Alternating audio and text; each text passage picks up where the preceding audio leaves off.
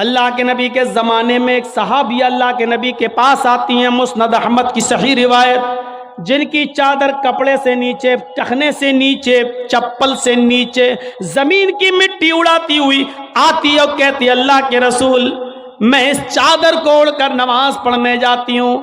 آپ نے کہا چادر اتنی نیچی ہونی چاہیے۔ اس نے کہا اللہ کے نبی کبھی کبھی زمین پر پیشاب و پائخانہ پڑا ہوتا ہے، گندگی پڑی ہوتی ہے، تو کیا میں تھوڑی سی اوپر کر کے پائخانہ گندگی کو کراس کر کے آگے نکل جاؤں؟ آپ نے کہا نہیں، دائیں سے نکل جا، بائیں سے نکل جا۔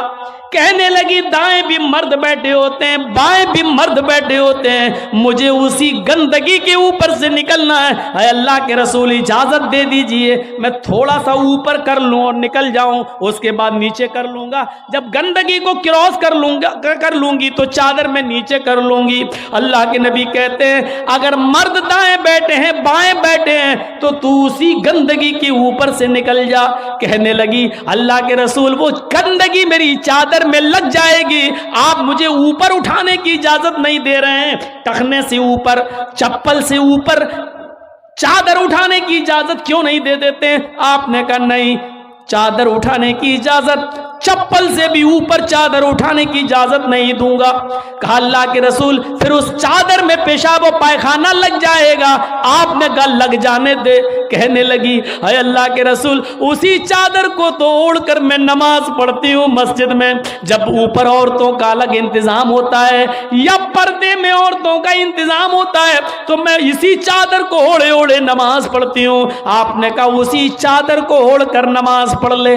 کہنے لگی اس میں پیشاب و پائخانہ لگ جائے گا، کیا اسی اور چادر کو اوڑھ کر نماز پڑھ لوں؟ آپ نے فرمایا ہاں اے عورت، جب پیشاب و پائخانہ تیری چادر میں لگے گا، جب تو آگے بڑھے گی تو تیری چادر زمین پر پڑی ہوئی مٹی سے رگڑ کھائے گی، کیونکہ تیری چادر نیچے ہے۔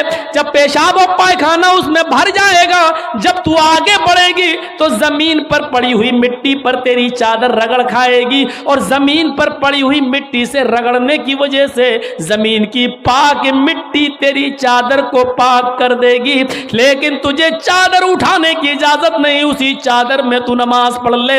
گندگی لگتی ہے تو لگ جانے دے، آگے بڑھے گی تو زمین پر پڑی ہوئی پاک مٹی تیری چادر کو پاک کر دے گی۔ میرے بھائیوں پیشاب و پائخانہ دیکھ کر بھی اللہ کے رسول نے عورت کو چادر اٹھانے کی اجازت نہیں دی۔ میری بہنوں تمہارے دل کیسے گوارا کر لیتے ہیں، جلسوں میں بھی چوڑیاں خریدنے کے لیے، بیلونز خریدنے کے لیے، جلیبیاں خریدنے کے لیے تم کس طریقے سے لیڈیز پنڈال سے نکل کر تم بازاروں میں گھوم لیتی ہو؟ شرم آنی چاہیے۔ تمہارے کلیجے اور تمہارے دل کیسے گوارا کر لیتے ہیں کہ لڑکے اور لڑکیاں ایک جگہ شاپنگ کریں، دکانداری کریں، خریداری کریں؟ یہ تمہارے کلیجے، تمہارے ضمیر کیسے گوارا کر لیتے ہیں؟ جبکہ اللہ کے نبی فرماتے ہیں لا یخلون رجل بامرأۃ الا کان ثالثہما الشیطان، کوئی مرد کسی عورت سے تنہائی میں نہ ملے، کوئی مرد کسی عورت سے اکیلے میں نہ ملے کہ اس میں تیسرا شیطان ہوتا ہے، اس میں تیسرا بہکانے والا شیطان ہوتا ہے۔ میرے بھائیوں اسلام کا قانون یہی ہے، اسلام کا نظام یہی ہے۔ ایک عورت، اس کا شوہر مر چکا ہے، عورت کے پاس بہت زیادہ پیسہ ہے، وہ حج کرنا جانا چاہتی ہے، شوہر انتقال کر گیا، اب عورت اکیلے حج کرنے نہیں جا سکتی ہے، جبکہ مستطیع ہے، صاحب استطاعت ہے، حج کرنے جانا چاہتی ہے، اچھا کام کرنے جانا چاہتی ہے۔ اسلام کہتا ہے کہ تیرا شوہر نہیں ہے تو بھائی کے ساتھ جا، بھائی نہیں ہے تو باپ کے ساتھ جا، باپ نہیں ہے تو بیٹے کے ساتھ جا، لیکن کسی محرم کا ہونا ضروری ہے، اس کے ساتھ جا۔ چیخ کر عورت کہتی ہے کوئی نہیں ہے، میرے پاس دولت ہے۔ اللہ کے نبی کہتے ہیں پھر دولت سنبھال کر اپنے پاس رکھ، اگر تیرا بھائی نہیں ہے، بیٹا نہیں ہے، شوہر نہیں ہے، باپ نہیں ہے، کوئی محرم نہیں ہے تو تو اکیلے حج کرنے نہیں جا سکتی ہے۔ نہیں، اے اللہ کے نبی، میرا پڑوس میں بڑا اچھا نیک हाजी नमाजी नेक आदमी रहता है, मैं इसको भाई बना लेती हूँ, चली जाऊं। फरमाया नहीं नहीं, मुंह भोले भाई को भाई बनाकर उसके साथ तुम हज करने नहीं जा सकती हो, इसलिए कि अपने मुंह से किसी को भाई बोलने से वो तुम्हारा सगा भाई नहीं हो जाएगा, अपने मुंह से किसी को बेटा बोल देने से वो बेटा नहीं हो जाएगा।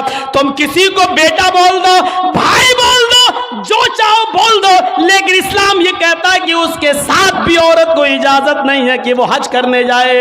अगर कोई नहीं है तो मत जाओ, लेकिन इस्लाम इस बात की इजाजत नहीं देता है कि तुम अकेले जाओ या किसी को बहन, किसी को भाई या बेटा बनाकर जाओ, इस बात की इजाजत नहीं देता। इस्लाम एक इबादत में, हज जैसी इबादत में भी औरत को किसी गैर मर्द को मुंह बोले भाई और मुंह बोले बेटे के साथ भी जाने की इजाजत नहीं देता। तो मेरे भाइयों, जब खाने काबा में जाने की इजाजत नहीं देता है, सफा मरवा की सई की इजाजत नहीं देता है, इतनी खूबसूरत इबादत की इजाजत नहीं देता है, तो बाजारों में अकेले घूमकर शॉपिंग करने की इजाजत कैसे देगा? फिर बाजार के अंदर औरत को अकेले जाने की इजाजत कैसे देगा?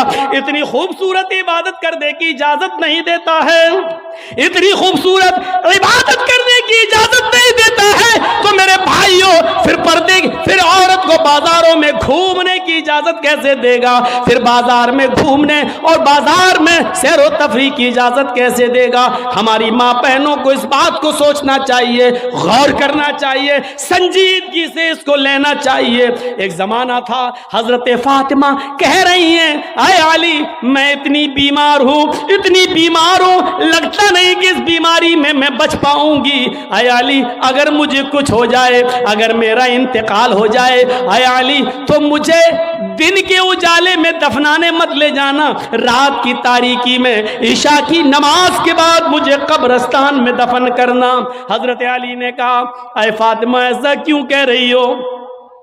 अगर तुम्हारा इंतकाल सुबह फजर के बाद हो तो क्या ईशा तक हम तुम्हारे जनाजे को रखेंगे, मिट्टी को रखेंगे? तुम्हारे बाप का, तुम्हारे अब्बू का फरमान है कि मैयत को जल्दी कब्रिस्तान ले जाओ, फिर मैं लेट कैसे करूं? फरमाती हैं, आए अली, आए मेरे प्यारे शौहर, मुझे रात में ही ले जाना, मेरी बात को गिरा बांधो, मेरी बात को मजबूती से पकड़ लो, मेरी वसीयत को याद रखना, चाहे मेरा इंतकाल कभी भी हो, लेकिन मुझे ईशा के बाद दफनाना, मुझे दिन के उजाले में कब्रिस्तान न ले जाना। ऐ अली मैं नहीं चाहती हूं कि मेरे मुर्दा जिस्म पर पड़े हुए कफन पर भी किसी गैर मर्द की नजर पड़े, मैं अपने कफन पर भी किसी गैर मर्द की नजर नहीं पड़ने देना चाहती हूं। ऐ अली मुझे रात में ले जाना, दिन के उजाले में नहीं, मैं नहीं चाहती कि मेरे कफन पर भी किसी गैर मर्द की नजर पड़े। मेरे भाइयों, इंतकाल के बाद निकाह जायज नहीं है, इंतकाल के बाद शादी नहीं होती है, लेकिन इंतकाल के बाद भी अपने जिस्म को तो छोड़ो, अपने कफन को भी किसी गैर मर्द को देखने की इजाजत नहीं दे रही हैं। ये था हजरत फातिमा का पर्दा। इस पर्दे की रोशनी में मेरी बहनों, अपने गरीबानों में झांक कर देखो, अपने गरीबानों के बटन खोलो और तलाश करो हम कहां खड़े हैं, हमारा पर्दा क्या है, हमारी इज्जत व आबरू क्या है। आज हमारे चेहरों को हरकस और नाकस देख रहा है, कल तक हमारे इन खूबसूरत गालों को कभी आसमान की निगाहों ने भी नहीं देखा था, चांद और सितारों ने भी नहीं देखा था, और आज जो चाहता है देख लेता है, हरकस और नाकस जिसको चाहो आज वो बड़ी आसानी से हमारी बहनों बेटियों का दीदार कर रहा है। और एक और बात, जितना अमीर बाप है, जितना अमीर बाप है, जितना भी बाप अमीर मिलेगा आपको, आप देखिएगा उसकी बेटी उतने ही कम कपड़े पहने हुए होगी। किस बात का अमीर है तू? काहे का अमीर है तू?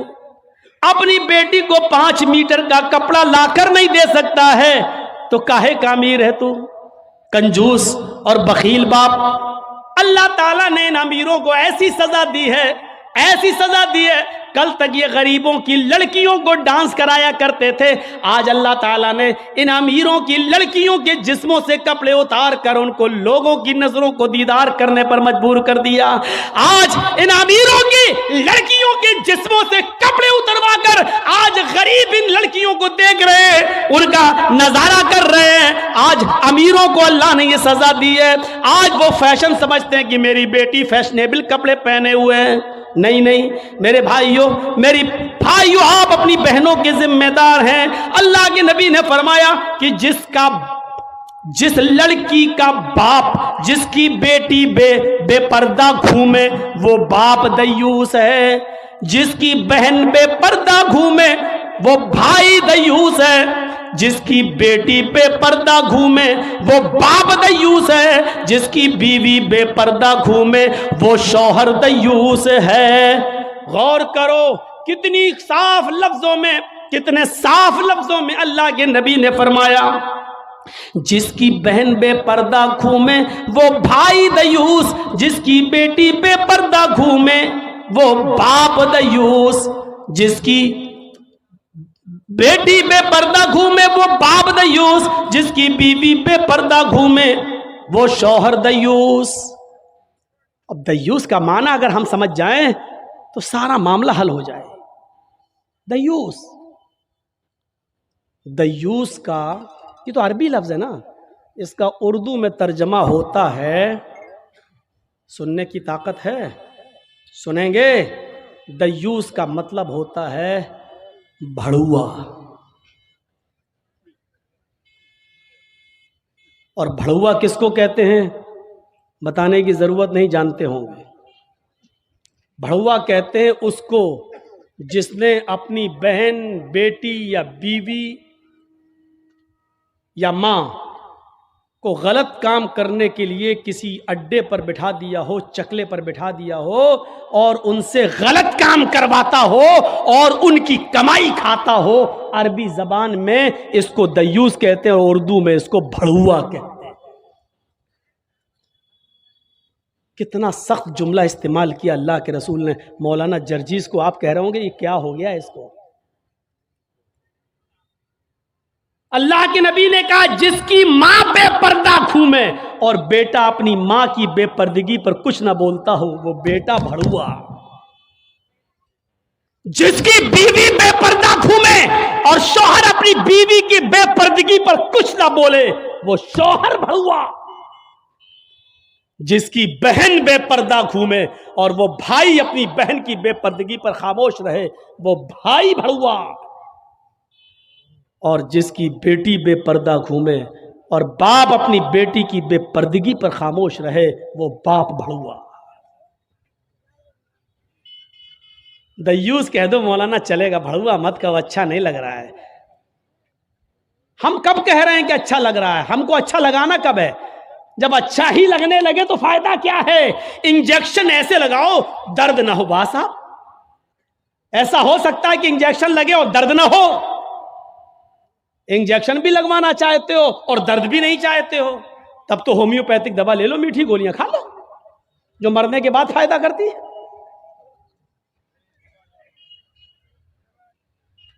होम्योपैथिक दवा के बारे में यही मशहूर है, बहुत लेट फायदा करती है, तो हमने कह दिया मरने के बाद फायदा करती है। लेकिन सिस्टम मिल जाए तो जादू की तरह भी फायदा करती है, बहुत जल्दी भी करती है। तो जब आपको मीठी गोलियां ही खाना है होम्योपैथिक दवा, तो फिर मत कराओ तकरीरें, और तकरीर करा रहे हो तो सुनो, सुनना पड़ेगा। कितने लोग हैं आज जो अपनी बीवी की बेपर्दगी पर सवाल उठाते हैं? कितने ऐसे हैं जिनकी बेटियां आज बेपर्दा घूमती हैं और वो बाप अपनी बेटियों को डांटते हैं? अगर माँ बाप अपनी बेटियों को सही से जिम्मेदारी निभाने लगे तो आज एक भी लड़की के पास एंड्रॉयड मोबाइल ना हो। हमारी 18-20 साल की लड़की जिसकी शादी नहीं हुई घर पे रहती है, उसके हाथ में एंड्रॉयड मोबाइल चीख चीख के बता रहा है कि बाप की तरबियत में कमी है, बाप अपनी बेटी पर पूरा का पूरा हुक्मरान नहीं है, हाकिम नहीं है। या ये कह रहा है बेटी के हाथ में वो एंड्रॉयड मोबाइल चीख चीख के कह रहा है ये बाप ना कह रहा है, बेटी के आगे बाप की नहीं चल रही है, बाप मजबूर हो चुका है। मेरे भाइयों, अगर बाप मजबूर ना होता तो बेटी के हाथ में एंड्रॉयड मोबाइल नहीं होता। क्या जरूरत है बेटी के हाथ में देने की? वो तो घर में रहती है, क्यों चलाएगी साहब?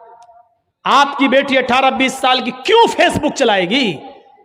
کیوں واٹس ایپ چلائے گی؟ کیوں میسنجر چلائے گی؟ اور آپ کیسے اپنی بیٹی کو فیس بک اور میسنجر اور واٹس ایپ چلانے کے لیے ڈھیل دے سکتے ہیں؟ کیسے؟ آپ کا یہ دل کیسے گوارا کر لیتا ہے؟ آپ ذمہ دار ہیں۔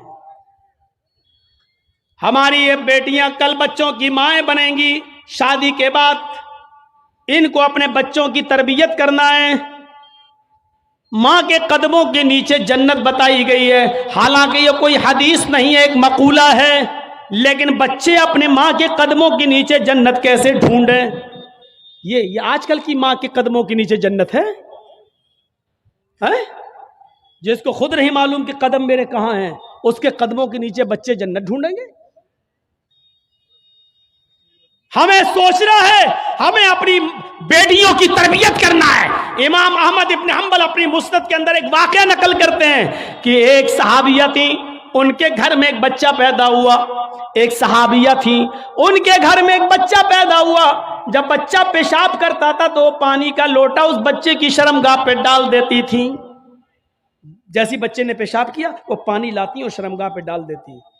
وہ صحابیہ کہتی ہیں میرا بیٹا جب چلنے کے لائق ہوا، پہلا دن تھا اس کا چلنے کا، پہلا دن تھا میرے بیٹے کے چلنے کا، پہلا دن تھا میرا بیٹا کھڑے ہو گیا، جب چلا میرے بیٹے کو جب پیشاب کی ضرورت محسوس ہوئی تو اس نے پانی کا برتن دیکھنا شروع کر دیا۔ ماں کہتی ہے کہ میں دیکھ رہی تھی اپنے بیٹے کو، جب بھی وہ پیشاب کرتا تھا تو میں پانی اس کی شرمگاہ پہ ڈال دیتی تھی۔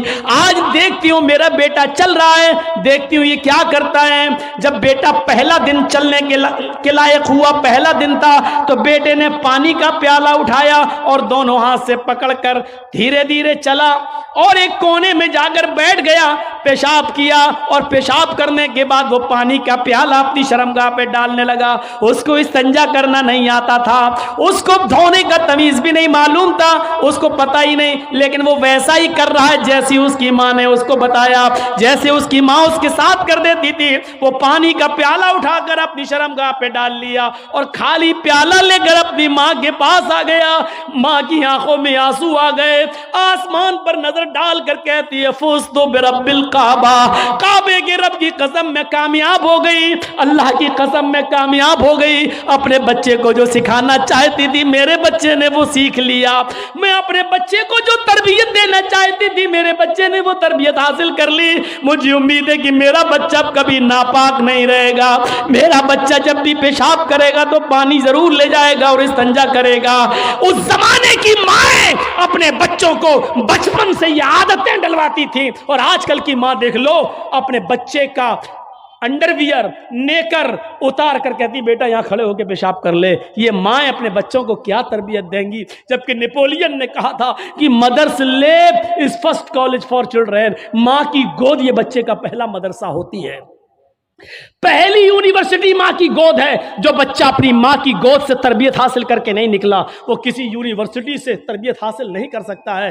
آج بھی دیکھ لو کشن گنج میں بھی یونیورسٹیاں ہوں گی، کشن گنج میں بھی کالج ہوں گے، اس کالج سے B A, M A, P H D, M B B S اور ایم ڈی کی ڈگری لے کر نکلنے والے بچوں کی تعداد بھی بہت ہوگی، لیکن انہی بچوں کو دیکھیے کھڑے ہو کر سڑک کے کنارے پینٹ کی چین کھول کر دھار مار رہے ہوں گے، پیشاب کر رہے ہوں گے۔ یہ ان یونیورسٹیوں کے فارغین اسٹوڈنٹ ہیں جو فارغ ہو کر نکلے، جن کو ایم ڈی کرنے کے بعد، ایم بی بی ایس کرنے کے بعد بھی پیشاب کرنے کی عقل نہیں آئی ہے۔ ان سے تو بہتر وہ کتا ہے جو کم سے کم پیشاب کرتا ہے تو ایک ٹانگ تو اٹھا لیتا ہے تاکہ اس کے اوپر چھینٹے نہ آئیں۔ انہوں نے یونیورسٹی سے پڑھنے کے بعد بھی یہ کتے سے بھی بدتر بن کر نکلے ہیں۔ وہ یونیورسٹی ان کو انسان نہیں بنا سکی، وہ کالج ان کو انسان نہیں بنا سکے، وہ اسکول ان کو انسان نہیں بنا سکے۔ M D P H D کرنے کے بعد بھی آج کتوں سے بری طرح پیشاب کرتے ہوئے نظر آئیں گے۔ کہہ لینے دیجئے مجھے کتا گدھا جو کچھ بھی بولتا ہوں میں سب، آج مجھے اجازت دیجئے میرے بھائیوں، کہو کہ جانوروں کی اجازت مت بولو، ہم لوگ انسان ہیں، قرآن نے بھی جانوروں کی مثالیں دی ہیں۔ اولئک کالانعام بل ہم اضل، یہ چوپایوں کی طرح ہیں بلکہ ان سے بھی زیادہ گئے گزرے۔ قرآن نے کہا ہے یہ چوپایوں کی طرح ہے، بلکہ ان سے بھی زیادہ گئے گزرے، ان سے بھی زیادہ گئے گزرے۔ جب قرآن نے مثال دی ہے تو ہم کیوں نہیں مثال دے سکتے ہیں؟ اپنے بارے میں سوچو، سوچو۔